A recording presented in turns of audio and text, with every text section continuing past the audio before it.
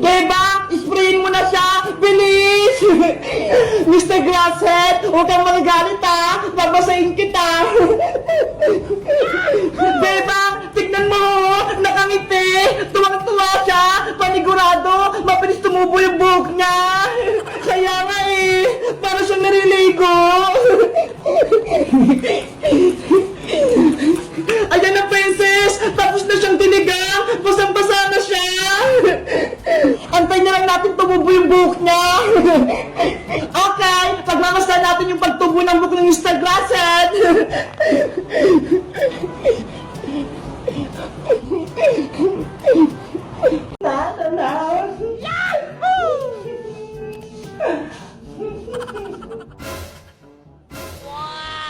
Ay, salamat! Nakauwi na rin tayo sa bahay.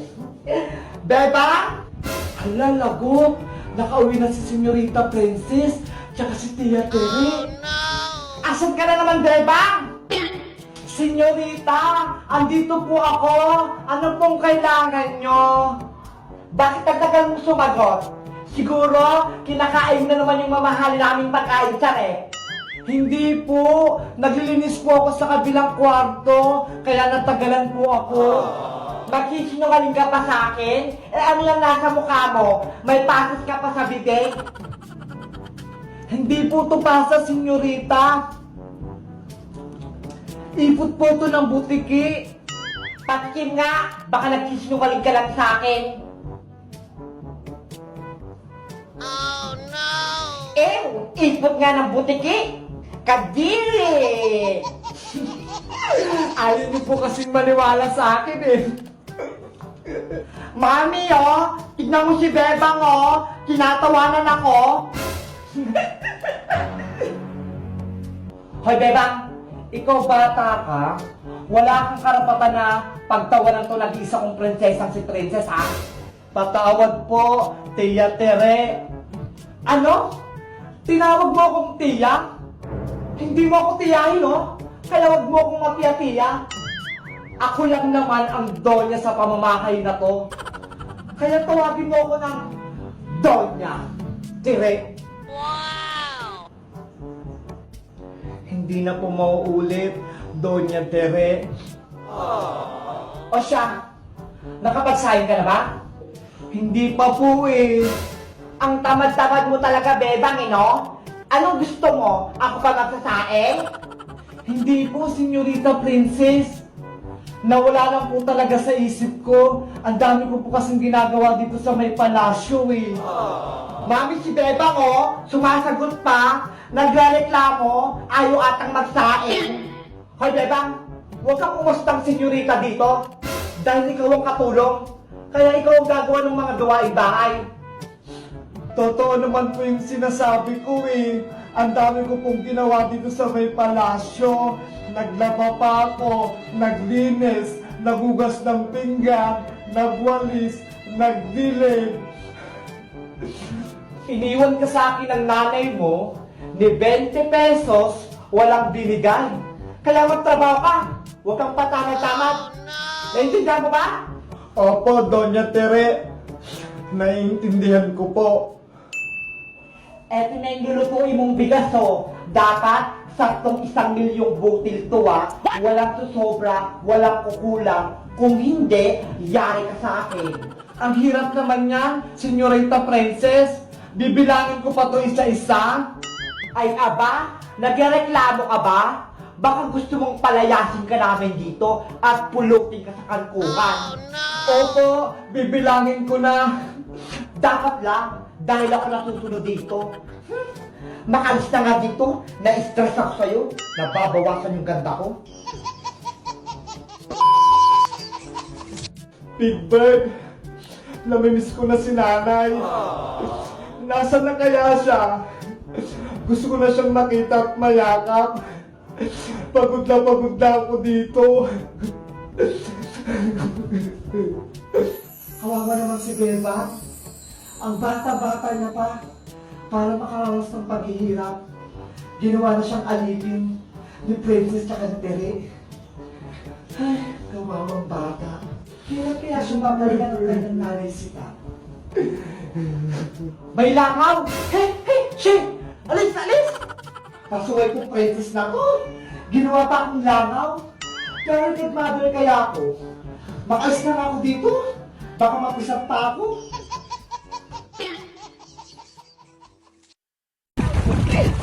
Hello guys! Naglalaba ako ngayon sa ilog.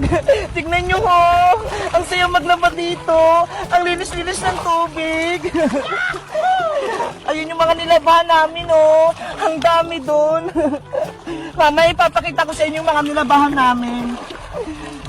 Guys, dito yung mga naglalaba yung mga tao. Nakakatuwa kasi wala silang problema sa tubig. Tapos pag naliligo sila, dito lang. Di ba ang galing dito sa may probinsya? Sana sa amin, ganito din oh. Si nanay kaya, kamusta na pala si nanay? Sana, kasama ko rito si nanay. Namimiss ko na si nanay eh. Gusto ko nang umuwi. Tingin ko, pwede na akong umuwi kasi magaling na naman ako, di ba? Sa tingin nyo, uuwi na ba kami? Ako kasi, gusto ko nang umuwi eh. Namimiss ko na talaga si nanay. Kung kasama lang dito si nanay, matutuwa yun kasi marunong na akong naglabay eh. Ayan guys, malapit na akong matapos maglaba. Tapos, maliligo naman ako. Guys, dito malalibang. Papalawan ko na siya. Tara, sasampay ko na. Tignan nyo, yung mga nilabahan ko, ang dami.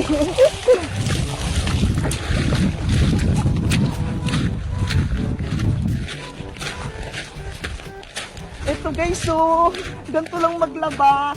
Sasampay lang namin siya dito. Charan! Di ba ang dami naming nilabahan? Tapos, maya-maya tuyo na yan. Ang galing! Buti pa rito, kahit hindi ka magsampay, matutuyo na kasi sobrang init eh.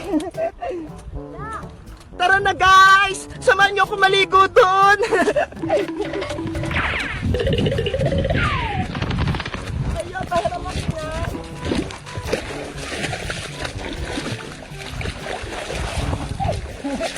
Ang saya dito sa probinsya, ang lamig-lamig ng tubig, tapos parang wala kang problema, yung wala kang iniisip, katulad si Maria, pati si Tita Margaret. Ayan, ang lalim dito ata guys. Wow!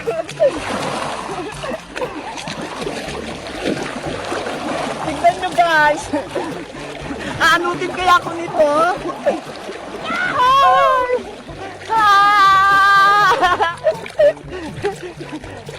Ang saya magpadulas!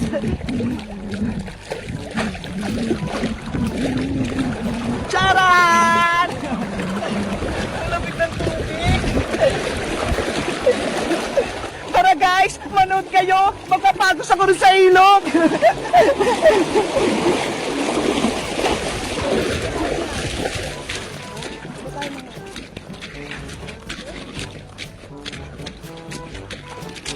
Ayan! Magpapagos na ako! 1, 2, 3! Ah! Ang saya! Ay!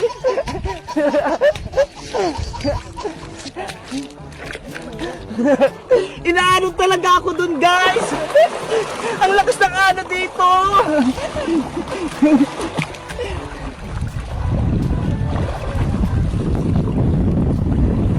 Lakas ng agos guys, inaanod ako para pumunta ako sa malalim. Ang lamig-lamig talaga ng tubig, ang sarap-sarap talaga dito. Sana dito na lang kami tumira ni nanay. Ay, may ginawa pala si Matay doon na swimming pool, doon siya naliligo. Tara puntahan natin.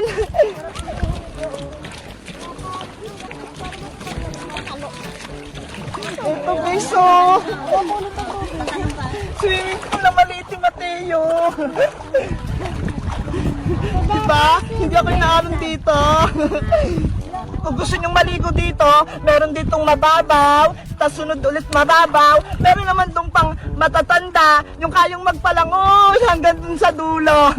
Ako kasi dito lang ako eh, hindi ko kaya dun eh. Kasi pang mga malalaki yun eh, baka ano din ako sa dulo. Guys, dito na ako maniligo sa mababaw.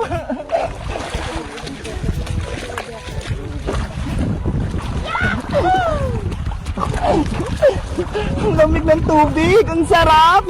Saktong lamig lang. Pwede ka nga matulog dito eh. Sa sobrang lamig niya.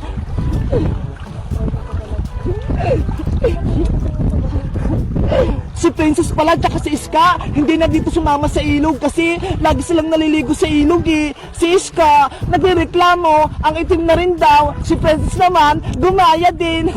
Eh may itim naman talaga si Princess. Basta ako, kahit mangitim ako, okay lang. Basta nakaligo ako sa gusto ko, lalo na sa ganito sa ilog. Diba guys? Sige na guys, maliligo na muna ako kasi malapit na kaming umuwi. Bye bye guys, mag-comment lang kayo kung nakaligo na kayo sa ilog. Bye bye!